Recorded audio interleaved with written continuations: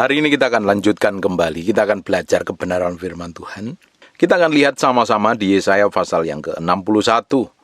Mulai ayat yang pertama, Roh Tuhan Allah ada padaku. Berhenti sampai sini, dengerin baik-baik Bapak Ibu, bahwa setelah kita kan lahir baru, kita terima Yesus masuk dalam hati kita terima rohnya tinggal di dalam kita terima Yesus, kita terima rohnya menguasai diri kita, tinggal bersama-sama kita, dan roh Tuhan memenuhi hidup kita. Sejak saat itu, hidup kita ini harusnya diserahkan, didedikasikan untuk Tuhan. Ketika kita terima Tuhan, kita ini dipindahkan. Dari dulunya dalam kebinasaan yang kekal, kita diubahkan. Kita ngalami namanya kelahiran baru. Makanya setiap orang Kristen harus ngalami kelahiran baru. Hidup yang diubahkan. Kelahiran baru itu bukan dibaptis. Kelahiran baru adalah perubahan yang di dalam kita ini loh. Dulunya bejat, dulunya rusak, dulunya jahat. Setelah kita kenal Tuhan, kita diubahkan. Kita dipulihkan step by step. Nah, perjalanan dipulihkan dari kita mengalami kelahiran baru sampai kita benar-benar diubahkan menjadi serupa segambar dengan Tuhan, itu butuh proses, butuh waktu. Tidak langsung diubahkan menjadi serupa segambar dengan Tuhan. Dibutuhkan proses dalam perjalanan hidup kita itu step by step. Nah, ketika kita diubahkan, pelan-pelan, kita diubahkan terus, makanya ketika kita diubahkan, kita harus memberi hati kita sama Tuhan. Untuk dibentuk, untuk diproses. Nah, bagaimana cara Tuhan membentuk kita? Lewat semua kejadian yang kita alami. Apapun itu namanya. Kita konflik dengan orang, kita terjadi masalah dalam bisnis usaha, dalam kehidupan sehari-hari, dengan pasangan hidup, dengan apapun yang terjadi dalam diri kita, dalam kehidupan kita sehari-hari, Tuhan punya maksud dan tujuan. Makanya kalau orang ngerti ini, dia nggak akan pernah gerutu, dia nggak akan pernah ngomel, dia nggak akan pernah ngeluh. Karena semua kejadian yang terjadi dalam hidup kita ini, sebenarnya Tuhan punya maksud dan tujuan. Tujuannya apa? Merubah kita yang di dalam. Ketika Tuhan rubah kita yang di dalam, tambah hari, kita semakin memiliki karakter kerajaan Allah. Hidup kita semakin diubahkan. Hidup kita semakin dipulihkan. Semakin menyerupai dengan Kristus. Ini harus kita mengerti. Sehingga ketika kita mulai mengalami kelahiran baru, kita mulai komitmen cari Tuhan, kita bertobat, kita tanggalkan semua manusia lama kita, seperti kita Efesus katakan, kita kenakan manusia baru yang diperbarui dari hari ke hari untuk menjadi serupa dengan Kristus. Semakin kita diubahkan, Tuhan semakin bawa kita ke dalam level kedalaman dengan Dia. Tuhan semakin urapi. Makanya setiap orang harus setelah mengalami kelahiran baru harus memiliki pengalaman pribadi dengan Tuhan. Bukan hanya datang ke gereja saja, tapi memiliki hubungan keintiman dengan Tuhan. Saya selalu banyak ngomong tentang keintiman dengan Tuhan. Ini penting sekali. Kalau hubungan kita ini dengan Tuhan benar, hubungan kita dengan orang lain benar, hubungan kita dengan sesama benar. Kalau hubungan kita ini dengan Tuhan benar, dapat dipastikan kita ini berjalan dalam kekudusan dan kesucian. Ini dibangun dulu nih. Hubungan kita dengan Tuhan. Banyak orang hanya beragama, banyak orang hanya datang ibadah ke gereja, tapi hari-harinya nggak memiliki hubungan dengan Tuhan. Setelah kita mengalami kelahiran baru, Tuhan berikan roh yang baru dan hati yang baru, seperti di kitab Yeskiel pasal yang ke-36. Tuhan berikan hati yang baru dan roh yang baru jadi tempat tinggalnya Roh Kudus. Dia semakin memenuhi hidup kita. Ketika kita ini mati terhadap diri kita sendiri, mati terhadap ego, mati terhadap keakuan, mati terhadap emosi, mati terhadap hawa nafsu, Roh Tuhan, Roh Kudus semakin berkuasa memenuhi hidup kita. Makanya kita harus mati terhadap semua keinginan daging, keinginan diri kita sendiri, supaya kita ini semakin berjalan sesuai dengan kehendak Tuhan.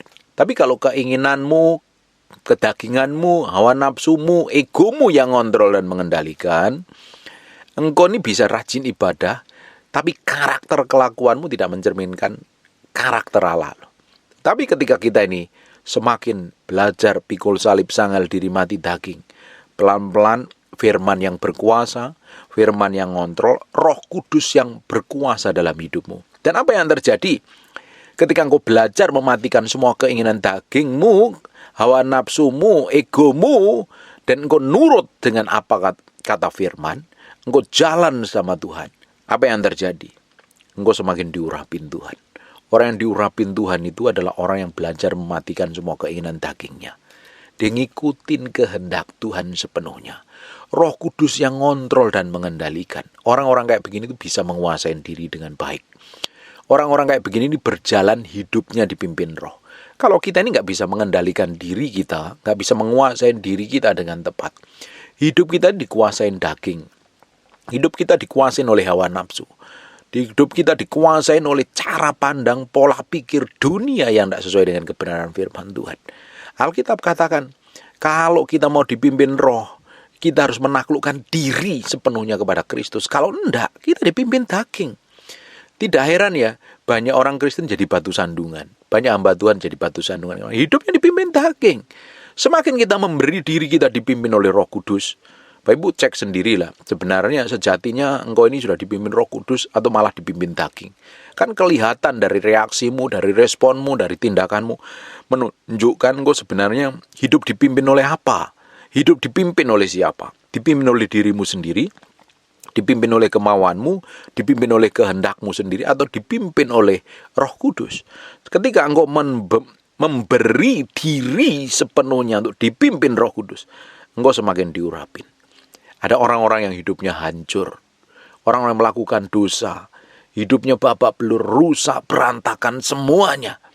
Tapi ketika dia memberi hidupnya untuk bertobat, balik sama Tuhan dan dipimpin Roh Kudus, apa yang terjadi? Yang dulunya bejat, dulunya jahat, tiba-tiba dia mulai dipulihkan. Ketika kita mulai dipulihkan dari masa lalu kita yang rusak dan bejat, akhirnya Tuhan pakai kita untuk jadi berkat bagi banyak orang. Ayat selanjutnya, Roh Tuhan Allah ada padaku, oleh karena Tuhan telah mengurapi aku, Ia telah mengutus aku untuk menyampaikan kabar baik kepada orang-orang yang sengsara. Kita bisa menyampaikan kabar baik kepada orang-orang sengsara dan merawat orang-orang yang remuk hati, untuk memberitakan pembebasan kepada orang-orang tawanan dan kepada orang-orang yang terkurung, kelepasan dari penjara. Bagaimana mungkin kita bisa memberitakan tentang kabar baik, tapi kita sendiri hidupnya ruwet, kacau, berantakan. Bagaimana kita bisa merawat orang-orang yang remuk hati, tapi hati kita ini kacau, balau, tidak jelas. Makanya kita mesti menang terhadap diri kita sendiri. Kalau kita ini sudah menang terhadap diri kita sendiri, baru Tuhan akan bawa ke level yang lebih. Tuhan akan pakai kita untuk menyampaikan kabar baik kepada orang-orang sengsara. Tapi kalau hidupmu sendiri ya, kelakuanmu, karena karaktermu, karena sikapmu, karena tindakanmu, karena keputusanmu, hidupmu sengsara, babak belur, ruwet, kacau. Tidak tahu harus memilih yang mana. Hidup jadi batu sandungan. Bagaimana engkau bisa memberikan kabar baik kepada orang-orang yang sengsara? Engkau bisa memberikan kabar baik kepada orang-orang sengsara kalau engkau sudah mengalami kemenangan. Nah, ini dibutuhkan waktu, proses, step by step. Semakin kita memberi diri kepada Kristus, semakin kita mati terhadap diri sendiri, semakin kita dipulihkan, Tuhan pakai kita untuk menyampaikan kabar baik kepada orang-orang yang sengsara. Tidak heran nanti dikirim orang-orang yang kepahitan, sakit hati, luka batin, keluarganya cerai, ruwet hidupnya. Nanti mereka akan diberkati melalui hidupmu. Dan orang-orang yang terkurung, kelepasan dari penjara. Ini bukan hanya sekedar penjara fisik karena kesalahan dan pelanggaran. Bisa saja terpenjara oleh masa lalunya, terpenjara oleh trauma, terpenjara oleh sakit penyakit, terpenjara oleh kepahitan dan lain sebagainya. Karena kita sudah diurapin Tuhan, memiliki kuasa dan otoritas yang datangnya dari Tuhan, kita memiliki urapan yang membuat orang-orang akan dilepaskan. Di ayat yang keduanya, untuk memberitakan tahun rahmat Tuhan dan hari pembalasan kita, untuk menghibur semua orang yang bergabung. Kita bisa ngomong dengan otoritas. Kita beritahukan tentang Tuhan, bahwa Allah suatu hari akan datang kedua kali untuk menghakimi. antara orang benar dan orang yang najis dan kotor di hadapannya. Makanya semakin kita ngerti firman, semakin hidup kita diubahkan. Hidupmu ini kalau ngerti ini saja, engkau punya tujuan. Bukan hanya sekedar hidup, nikmatin hidup, bekerja, ngasilin duit, pulang, tidur, terus besok lakukan hal yang sama. Ternyata Tuhan ciptakan kita, punya maksud dan tujuan. Tuhan mau bawa kita naik level yang berbeda, dengan urapan yang berbeda, untuk jadi berkat bagi banyak orang. Jadi hidup kita itu begitu bermakna dan bernilai. Sekarang yang jadi masalahnya, kenapa kok hidupmu itu tidak bermakna dan bernilai? Ya coba dikoreksi dirimu sendiri. Sudah benar belum ini sesuai dengan firman? Sejalan dengan firman apa tidak? Sejalan dengan kebenaran apa tidak? Keputusanmu itu sudah nyenangin hati Tuhan atau belum? Atau hidupmu masih kacau? Bertobat. Kalau masih ngidupin dengan gaya hidup manusia daging, bertobat. Kita perlu bertobat setiap hari, Bapak Ibu. Kalau orang ngerti ini ya, engkau menjadi orang yang rendah hati loh. Nggak gampang menghakimi, nggak gampang menuduh, nggak gampang ngomongin kelemahan orang lain. Kau koreksi dirimu sendiri. Jadi kekristenan kita itu beranjak dari kemuliaan satu pada kemuliaan yang lain. Diubahkan dari urapan satu pada urapan yang lain. Terus semakin hari diubahkan. Berjalan dalam kesucian, berjalan dalam kekudusan, berjalan menikmati hadirat Tuhan. Dimulainya dengan kita koreksi hati kita, sadar diri. Lihat nih selama ini yang kurang apa. Saya ini punya kelemahan apa, yang belum benar apa. Kita koreksi hati kita serahkan sepenuhnya di hadapan Tuhan. Kita mau belajar berubah. Kita lanjutkan lagi. Untuk mengaruniakan kepada mereka perhiasan kepala ganti abu, minyak untuk pesta ganti kain kapuk, nyanyian puji-pujian ganti semangat yang pudar, supaya orang menyebut mereka pohon tarbantin kebenaran, tanaman Tuhan memperlihatkan keagungannya. Powerful. Kalau hidupmu berkemenangan, nanti banyak orang akan diubahkan melalui hidupmu. Tapi kalau hidupmu hari ini belum berubah, malah jadi batu sandungan, bertobat. Tuhan punya maksud dan tujuan kok. Dari semua kejadian yang kita alami, yang terjadi dalam diri kita, memang setan bisa rancangan untuk mendatangkan kecelakaan, untuk menghancurkan masa depan, tetapi Tuhan bisa ubahkan semua rancangan setan tadi menjadi rancangan yang mendatangkan kemuliaan bagi nama Tuhan. Dimulainya dari mana? Beri hatimu sama Tuhan, bertobat. Di ayat yang keempat, mereka akan membangun reruntuhan yang sudah berabad-abad dan akan mendirikan kembali tempat-tempat yang sejak dahulu menjadi sunyi. Mereka akan memperbarui kota-kota yang runtuh, tempat-tempat yang telah turun-temurun menjadi sunyi. Bapak Ibu, hidupmu benar-benar memberi dampak yang luar biasa.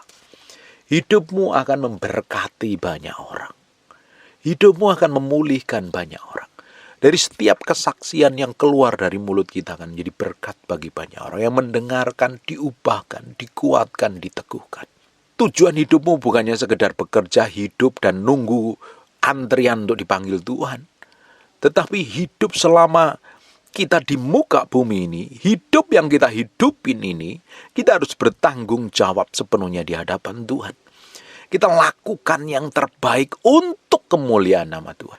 Karena begitu besar pengaruh hidupmu, nanti akan banyak orang dipulihkan. Nanti akan banyak orang diubahkan melalui hidupmu. Saya tuh sering kali dengar kesaksian. Di beberapa tahun yang lalu orang ngomong begini, alah mana bisa Pak, Tuhan pakai saya, wong saya ini bejat, saya ini rusak. Hidup saya aja belum benar Pak, hari ini Pak, saya masih banyak dosanya. Saya bilang mulai hari ini bertobat. Jalan sama Tuhan, minta Tuhan pulihkan, dan engkau boleh hidup benar di hadapan Tuhan. Dan setelah beberapa tahun kemudian, beberapa bulan kemudian, dia ambil komitmen untuk bertobat dan berubah. Hari ini saya dengar kesaksian yang luar biasa.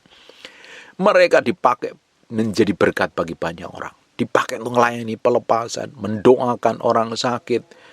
Pelayannya begitu powerful, hidupnya memiliki dampak, keluarganya pelan-pelan dipulihkan. Dan itu awalnya mereka nggak yakin dan nggak percaya dengan apa yang dialami. Karena keputusan yang diambil seseorang akan mempengaruhi banyak hal ke depannya. Banyak hal akan diubahkan melalui hidupnya ketika seseorang bertobat dan balik sama Tuhan. Dipulihkan, diubahkan menjadi orang-orang yang mengasihi Tuhan, berjalan dalam kekudusan, berjalan dalam kesucian, berjalan hidup dalam kebenaran dan menjadi dampak bagi banyak orang. Hidupmu begitu berharga dan berarti. Hidupmu begitu bernilai. Ketika engkau dipulihkan Tuhan, dan ketika engkau berjalan dalam kekudusan, diurapin Tuhan, apalagi engkau akan dipercayakan hikmat, pengertian, dan pengetahuan.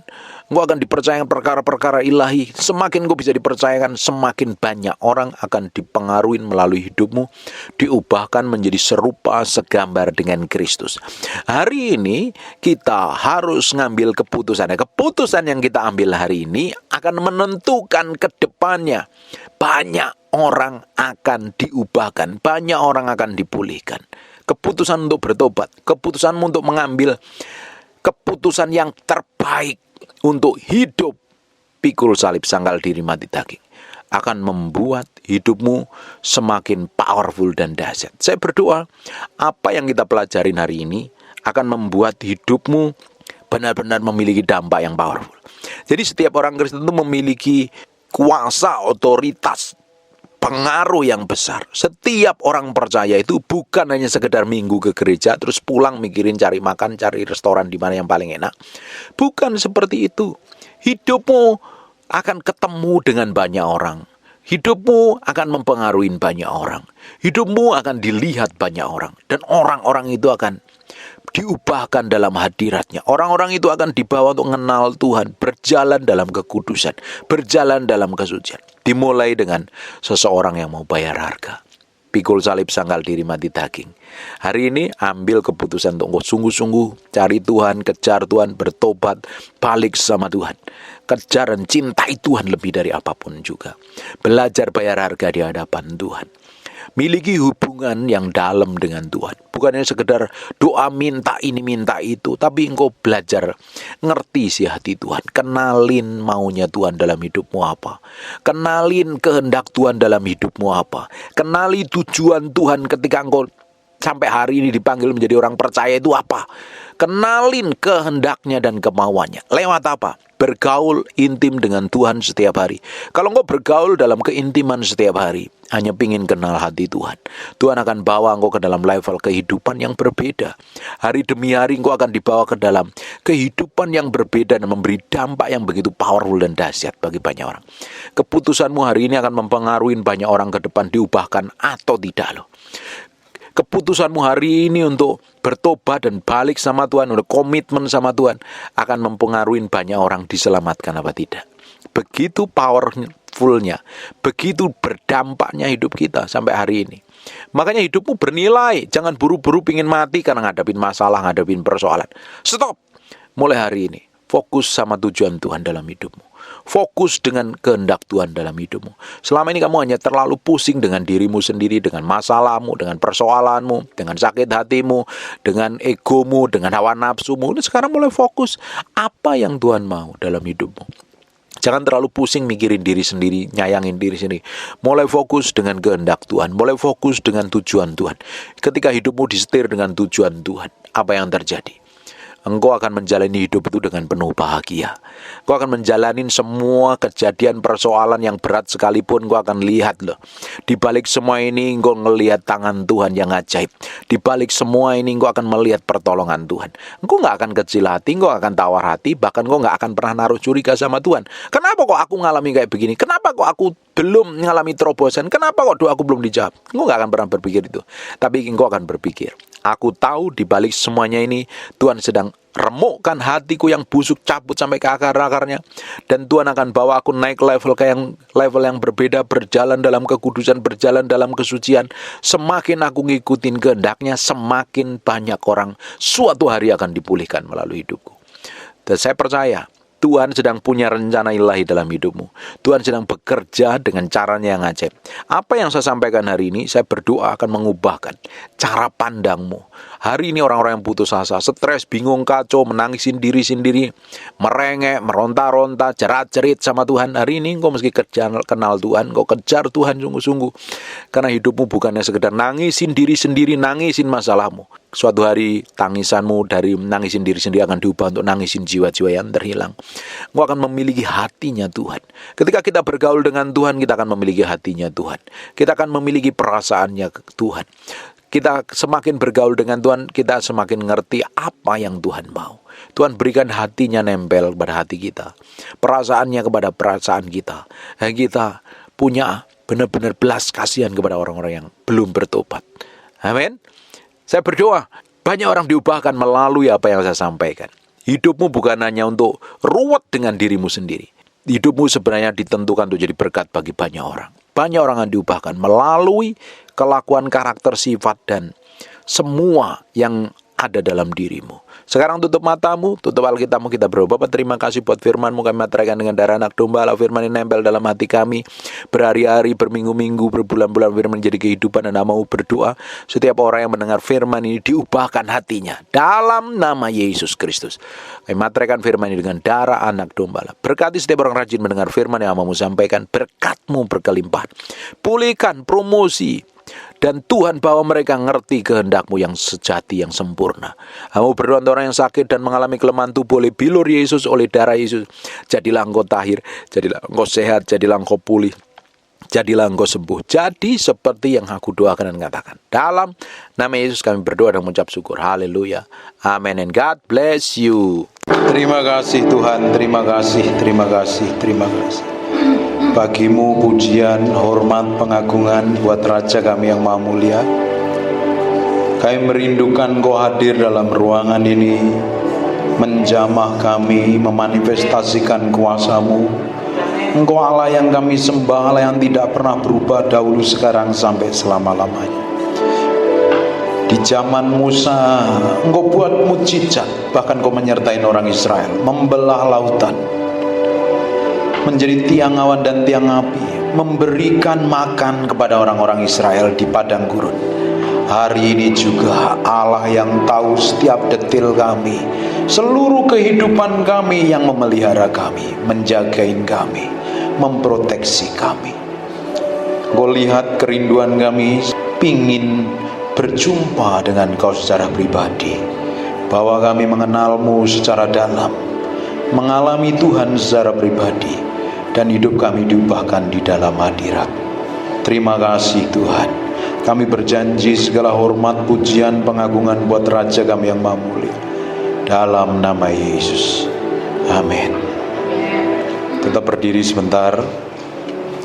Tuhan kita itu baik. Dia akan memenuhi bejana yang kosong. Bejana itu siapa? Kita. Kalau kita memiliki kerinduan akan Tuhan, pingin Tuhan, bukannya sekedar datang ibadah, tapi pingin mengalami Tuhan, sore hari ini dia akan menjamah Bapak Ibu semuanya. Amin. Tutup matamu, fokus sama Tuhan, lupakan dirimu dan tenggelam di dalam hadirat-Nya. Come breathe upon me. Come breathe upon me, breath of God, breathe upon me. Nikmati hadirat-Nya. Nggak perlu ikut nyanyi, tapi engkau tenggelam dalam hadirat. Dengan lift my hand in surrender to your name, Most High. I'm yielding to your Spirit, walking in your love. Jesus, I adore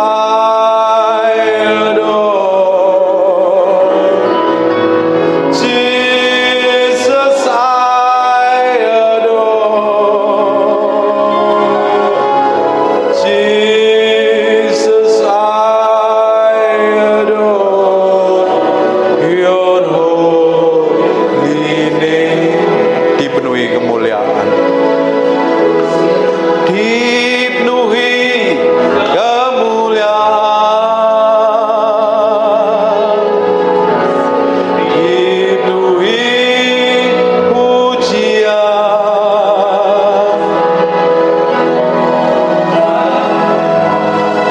Padamu Tuhan korban pujian.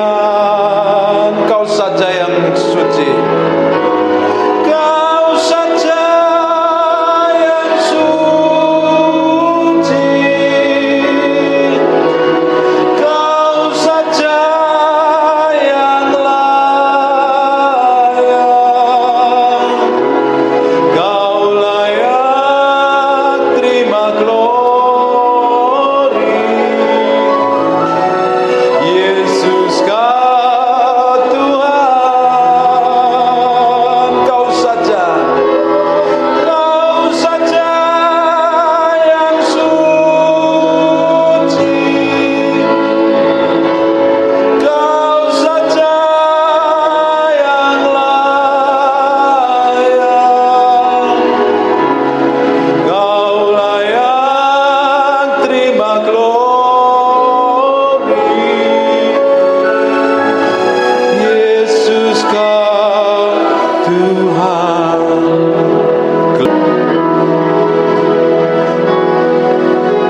Baka shekono motapeku naraba shekene mende pekiono motopokur. Aku berdoa ada urapan Tuhan turun dalam ruangan ini. Nikmati hadirat Tuhan dalam ruangan ini. Aku berdoa setiap orang dalam ruangan ini ngalami Tuhan secara pribadi, ngalami jamahan Tuhan. Roh Kudus, Engkau dihormati dan dikasihi di tempat ini. Aku minta hadirat-Mu semakin kuat seperti gelombang mengalir memenuhi kami dalam ruangan ini. Ike robo kono mo shande biko no mo papi pepe remente pekia namata. Ike rebeko namate ke peshento ko namandere. Inana nama sini miana mo.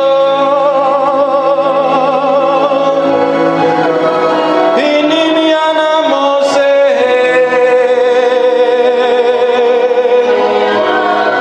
Ini mikiana mo. Sembah Dia. Dinamoso, dinamo nama ya sigiribe, igiribi dinamose, ini minya.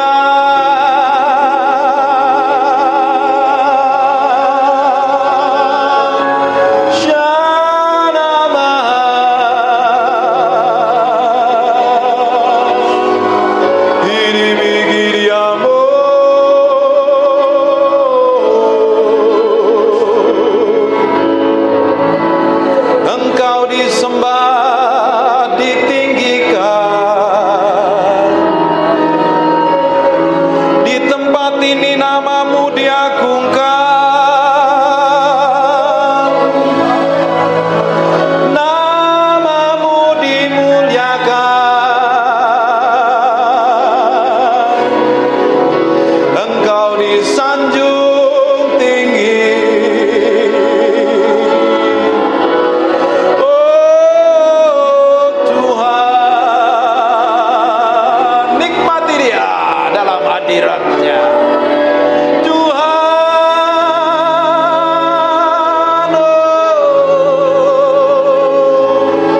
oh Tuhan, kami sembah Engkau. Kami nyanyikan mazmur memuliakan nama-Mu. Oh, kami mencintai-Mu Tuhan lebih dari apapun juga. Oh Yesus, oh Yesus, kami yang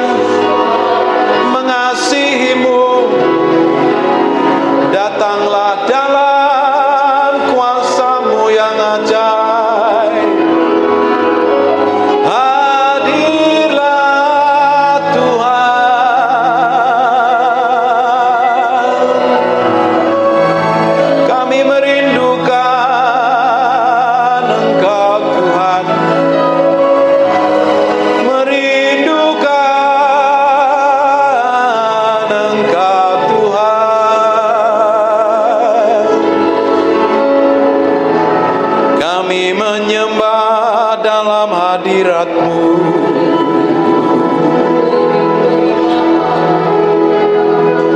Aku berdoa sore hari ini, Engkau manifestasikan kuasa-Mu. Aku minta setiap orang yang datang ibadah ini mengalami jamahan-Mu, merasakan dekapan kasih-Mu, mengalir kuasa-Mu.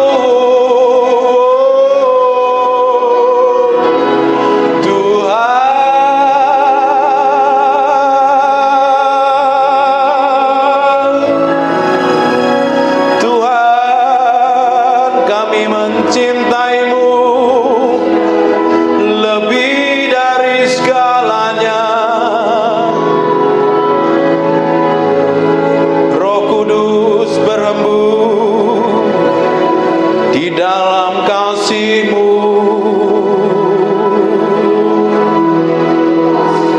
Terima kasih Roh Kudus, terima kasih buat sore hari ini untuk kehadiran-Mu. Roh Kudus, kami mencintai-Mu. Di dalam nama Yesus, di dalam nama Yesus. Sekarang lihat saya, menikmati hadirat Tuhan kan?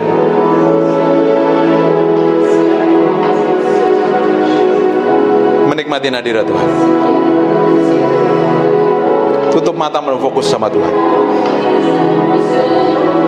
Silakan pindah ke sini ibu-ibu. Ini hadiratnya sedang kenceng dalam ruangan ini loh. I feel the anointing dalam ruangan ini. Saya merasakan urapan Tuhan yang kerja dalam ruangan ini. Nikmati. Nikmati. Nikmati itu. Nikmati Tuhan, nikmati Tuhan. Nikmati Tuhan. Jesus. Terima kasih buat hadirat-Mu. Terima kasih buat hadirat-Mu.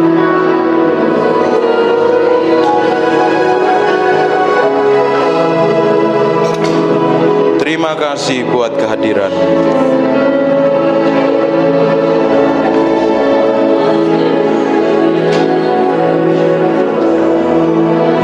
Ya Roh laini, Ya Roh laini, Jesus, Ya Roh laini,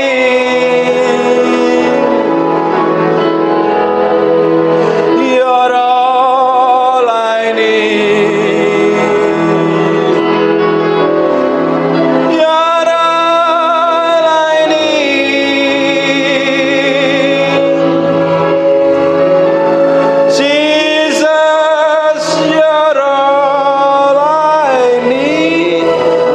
Buat hadirat-Mu, terima kasih buat kehadiran-Mu. Terima kasih ya Tuhan, terima kasih. Bagimu segala pujian, hormat dan pengagungan dalam nama Yesus. Haleluya. Amin. Silakan duduk. Haleluya.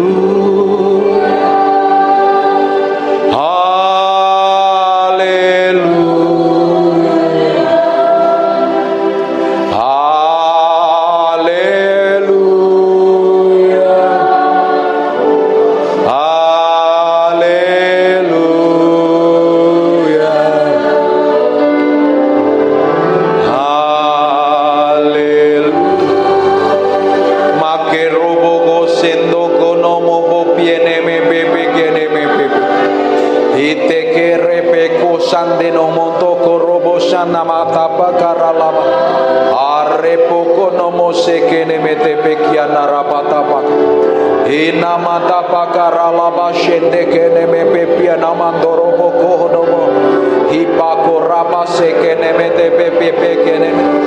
Aku berdoa, aku lepaskan urapan kesembuhan. Be healed in Jesus name. Aku berkata semua benjolan tumor, kanker atau apapun, pergi tinggalkan tubuhnya. Oleh darah Yesus, oleh pilur Yesus. Aku berdoa urapan tidak dibatasi ruang, tempat, dan waktu. Aku berdoa dari tempat ini bersatu hati dengan orang-orang ini. Kami berdoa dalam nama Yesus, kami lepaskan urapan itu turun. In Jesus name. In Jesus name.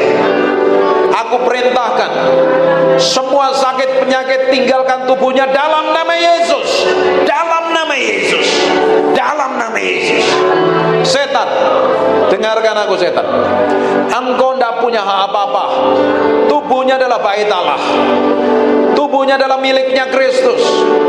Semua benjolan atau apapun, daging tubuh atau apapun, aku berdoa urapan itu sedang mengalir dalam tubuhnya. Tuhan, Kau lakukan sesuatu yang ilahi dalam nama Yesus. Urapan itu sedang turun. Aku berdoa ada api Allah yang mengalir dari ujung rambut sampai telapak kaki. Tuhan sendiri yang operasi, Tuhan sendiri yang ubahkan, Tuhan sendiri yang sembuhkan. Bawa dalam tangan kuasa Tuhan. Tuhan yang berperkara, Tuhan yang beracara. In Jesus name, in Jesus name, in Jesus name. Maka rapa shekene ini miana dalam sini miana bu sebadia.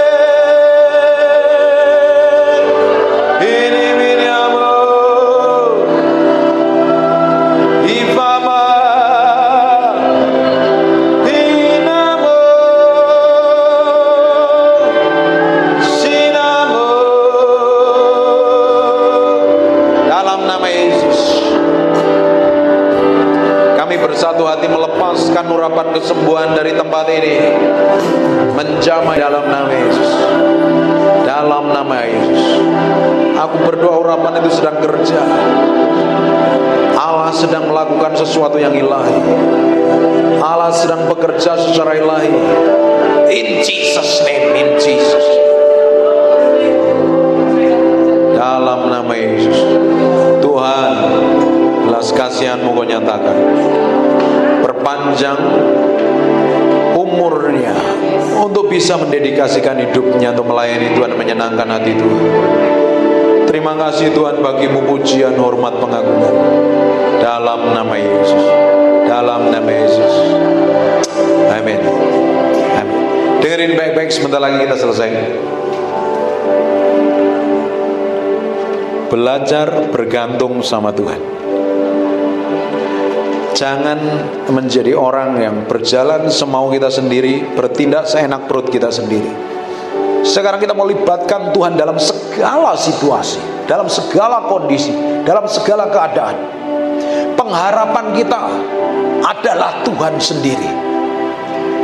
Bapak Ibu, tidak ada tempat yang nyaman selain kita duduk diam di dalam hadirat-Nya. Di kitab Mazmur 91, orang yang duduk diam dalam naungan yang maha tinggi, artinya orang yang duduk bergaul dengan Tuhan, itu adalah tempat yang paling aman. Tempat di mana Allah ada. Di mana itu? Dalam hadirat Tuhan. Waktu Bapak Ibu tadi nyembah, Bapak Ibu kan lupa dengan dirimu kan?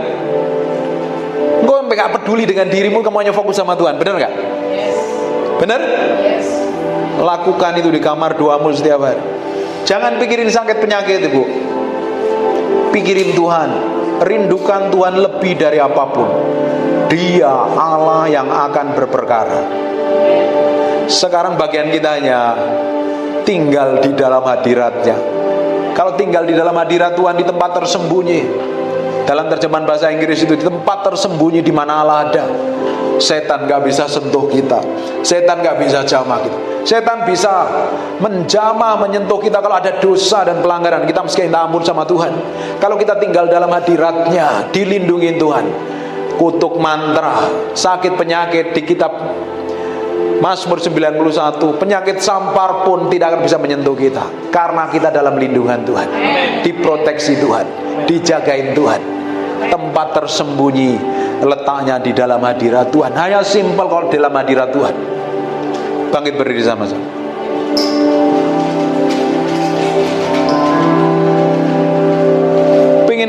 Pengen tiba-tiba berubah kan dalam hadirat Tuhan kan? I just want to praise you. I just want to praise you and lift. Tutup matamu. My hands and say I love you. You are everything to me, and I exalt your holy name, and I exalt your holy name, and I exalt your holy name, Most High. Sekarang buka matanya. Waktu kita nyanyi tadi, I just want to praise you tadi, ibu tutup mata, bapak tutup mata, kamu lupakan dengan dirimu. Bahkan kamu nggak tahu kalau lagi duduk di sini kan? Bener kan? Lagi berdiri di sini. Kita ulangi lagi. Tak ajarin masuk dalam hadirat. Tutup matanya. I just want to praise you and lift my hands and say I love you. You are everything to me, and I exalt your holy name, and I exalt your holy name, and I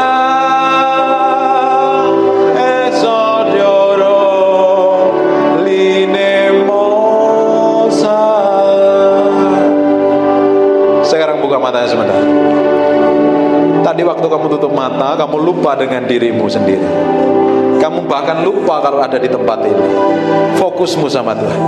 Dan itu harus dilakukan setiap hari di tempat tidur kita, di kamar kita. Pak, saya nggak bisa nyanyi. Pak, saya nggak bisa nyembah. Cari di YouTube lagunya Terry McAlmont, lagunya penyembahan Benny Hinn. Dengerin sambil nyembah Tuhan. Setiap hari lakukan seperti itu. Nanti tambah hari Bapak Ibu akan dibawa semakin dekat dengan Tuhan. Tiba-tiba bisa nyembah Tuhan, nyembah Tuhan, nyembah Tuhan. Di tempat penyembahan itu, di mana di situ adalah ada hadirat Tuhan, tempat paling aman, tempat di mana Tuhan sanggup buat mujizat. Namanya ruang perubahan nasib. Katakan ruang perubahan nasib. Di dalam doa, dalam hadirat Tuhan. Ketika kita ketemu Tuhan dalam hadiratnya, kita bisa berubah, masa depan kita berubah. Amin. Tuhan kita begitu powerful dan dahsyat. Dia sampai hari ini sanggup buat mujizat. Hanya serahin hatimu sampai hari ini sama Tuhan. Serahkan hatimu sepenuhnya sama Tuhan. Ikutin doa saya. Bapa, dalam nama Yesus, mulai hari ini aku mau berikan hatiku, pikiranku, perasaanku, keputusanku untuk nyenengin Engkau. hidupku untuk membuat Engkau dimuliakan, ditinggikan. Ajar aku Roh Kudus, pimpin aku Roh Kudus, berikan kemampuan untuk aku Kau dapati menyenangkan hatimu. Amin. Sekarang tutup matamu, saya berdoa. Terima kasih Tuhan buat malam hari ini.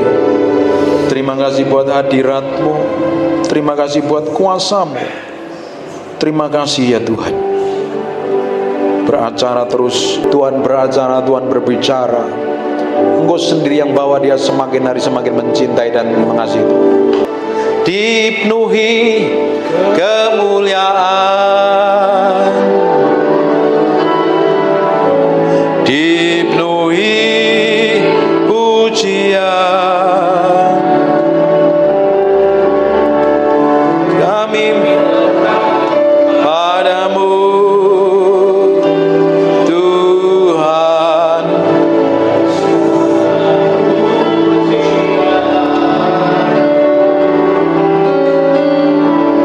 Kau saja yang suci,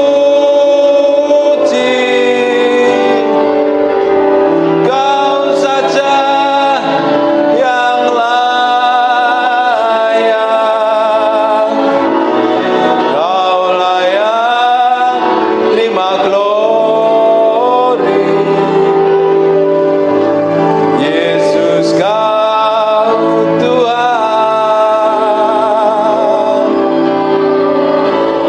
Kau saja yang suci, Kau saja yang layak, Kau layak terima glory. Yesus Kau Tuhan. Terima kasih Tuhan, bagimu hormat, pujian, pengagungan buat Raja kami yang mahmur.